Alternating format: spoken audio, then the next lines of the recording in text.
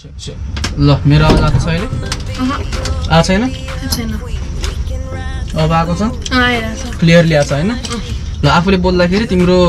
कानमा पनि आफ्नो आवाज आउनुपर्छ ल नत्र ट्रान्समिसन भएन भन्ने बुझिन्छ के हेलो हेलो आइराछ हो जोडले बोला हेलो अब आयो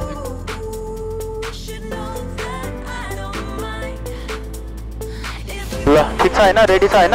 ready accelerate brake check elevator trim set flat run set for take off कुन रनवे हामी 04 एउटै रनवे हुन्छ तर दुईतिर साइड हुन्छ नि त काठमाडौँको 0220 भने जस्तो के सो हामी चाहिँ 04 र यहाँ चाहिँ 22 छ हामी 04 देखि कालीमा ब्राभो रेडियो अपन रिचिङ जाम रेडी रेडी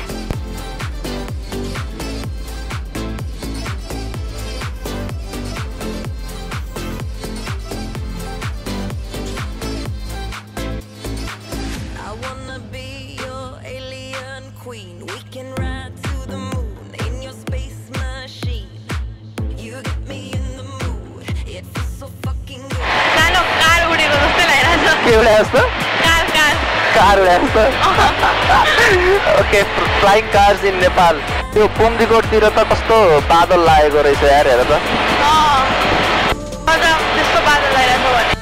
त्यहाँ चाहिँ हामीहरू खासमा जान्छ नि त उसरी तर अब त्यो बादल लाग्यो भने चाहिँ त्यहाँ अब जान मिल्दैन कि अहिले त्यो शिवजीको टेम्पल छ नि त्यहाँ हेरौँ कस्तो हुन्छ त्यहाँदेखि खुला जस्तो रहेछ भने जाने न तर त्यो नजिकैको बादल भएर जान मिल्दैन सारङकोट पनि ढाकेको छ एत्तरिका आज बादलै बादल भयो नि त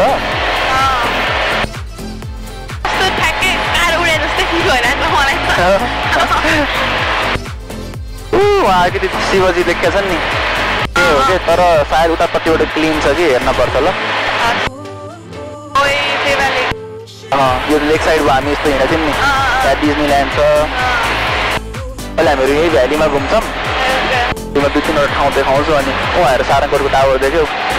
उता हेर सारङकोटको टावर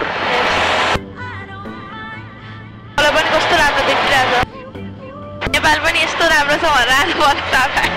दामी छ नि अझै आज बादलले झन् रमाइलो भयो कि लाइक त्यो चाहिँ ब्युटी थप्यो त क्या मजा आउँछ होला है दिनदिन यस्तो भ्यू हेर्नु खिचिरहेको हो उयो पुम्दीकोटको डाँडा होइन अन्त शिवजीको टेम्पल देख्यो माथि यस कति माथि रहेछ है अनि हामी बाइकमा कसरी चढेको छौँ न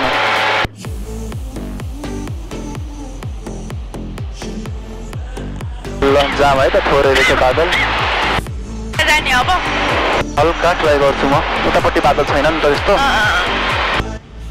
यसो हेर्छु यदि मिल्ने रहेछ भने जाने हो बादलभन्दा टाढा बस्नुपर्छ कि हामी होइन भने चाहिँ त्यहीबाट फर्काउँछु घरहरू पनि कस्तो क्युट देखिरहेको छ माथिबाट त्यसलाई जस्तो मोनोपोली मिल्दैन स्तुपा देख्यो स्तुपा यस कम्फर्टेबल छ नि होइन ओके सोफामा बसेको जस्तो अलराइट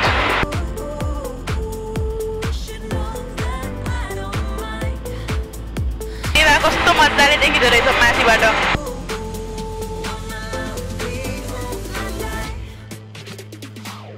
माथि गएर हामी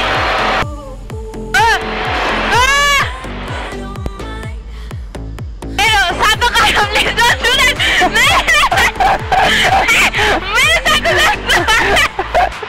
ल अब ल्यान्डिङ गर्न जाने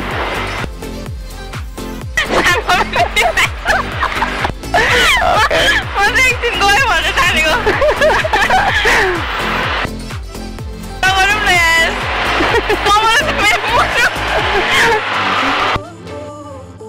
कस्तो राम्रो देखेको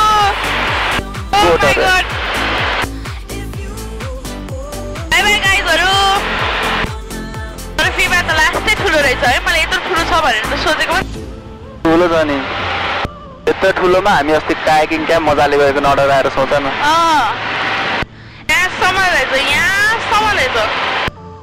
पाइलट पो पढ्न मन लाग्यो त मलाई त पाइलट पढ्न पर्दैन के लाइसेन्स निकाले हुन्छ पुरा करियरै बनाउनुपर्छ भन्ने केही छैन नेपालमा त्यस्तो ठाउँहरू त छैन होइन फ्लाइङ क्लब्सहरू त्यस्तो छैन तर आउला नि प्लान गरेर हो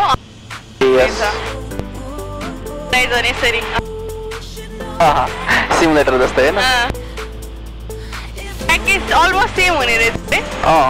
भएर भन्थ्यो नि ठ्याक्क एक दुई औँला राख्यो भने चाहिँ हाम्रो ठ्याक्क अप्रोच पाथमा आउँछ कि प्लेन एयर स्पिड पनि 60 बनाउनु पर्यो ट्याप्स दिइसके ओहो एक दिनमा धेरै कुरा जाने त तिमीले त अनि रनवेको एन्डमा हेरिराख्नु पर्यो अनि त्यही हो अनि ल्यान्ड भयो ल्यान्डिङ त स्मुथ भयो त के हो त अगाडि स्याल हो होइन है कहाँबाट होला आउँछ कति आउँछ त्यो कुरो जस्तो लाग्यो त्यो हो कि चिल हो चाहियो तर होइन एकदमै अलराइट अनि मैले अघि हिजो त्यो पनि देखाएको थिएँ नि तिमीलाई सिमुलेटरमा हामीले यसले चलाउँदैन भनेर बाटोमा हेरेर खुट्टाले गरेर छु म होइन बाटोमा चाहिँ यसले हुन्न हुँदैन केही हुँदैन मजा आयो ठिक छ खतरा भन्दा एकछिन दर्शाइदिन्छ नि त कता राख्ने हो यो